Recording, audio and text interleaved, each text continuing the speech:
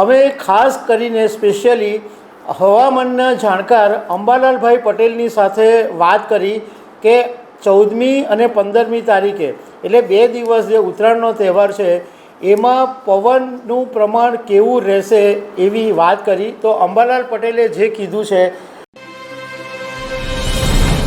નમસ્કાર. ગુજરાતના સૌથી મોટા તહેવાર ઉત્તરાયણને હવે 2 દિવસ બાકી છે અને લોકો પતંગ ચગાવવાની, પરથી ખરીદવાની, પતંગ ખરીદવાની બધી તૈયારીઓ પણ પૂરજોશમાં કરી રહ્યા છે.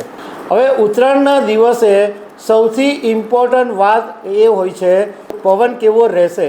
બધાને એ જ વાતની ચિંતા હોય છે, કારણ કે જો પવન નહીં હોય તો ઠૂંકા મારી મારીને જે પતંગ ચગાવનારો એ થાકી જાય.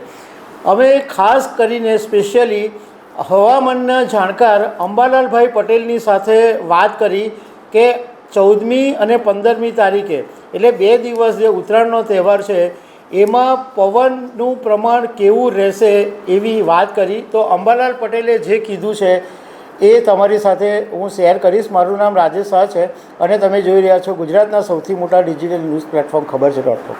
ગુજરાતના હવામાનના જાણકાર અંબાલાલ પટેલને અમે ખબર છે .com તરફથી ખાસ ફોન કર્યો કે 14 જાન્યુઆરી અને 15 જાન્યુઆરીએ હવાનું પ્રમાણ કેવું રહેશે, તો લોકોને ખબર પડે કે પતંગ કયા સમયે ચગાવવાનો છે.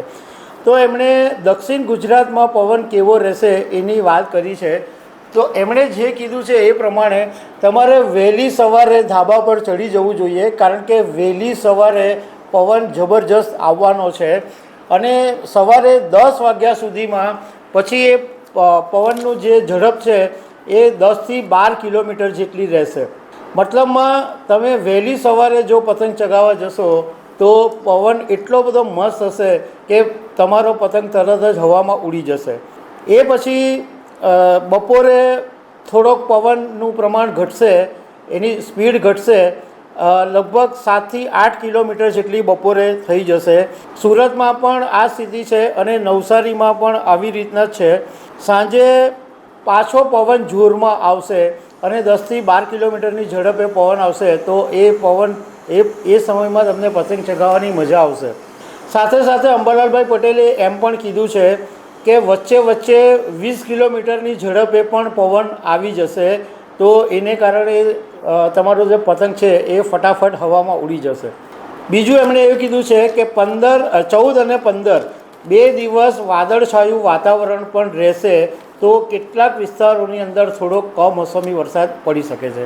તો દર્શક મિત્રો, આવી અનેક વાતો સાથે અમે તમને મળતા રહીશું. Thank you very much.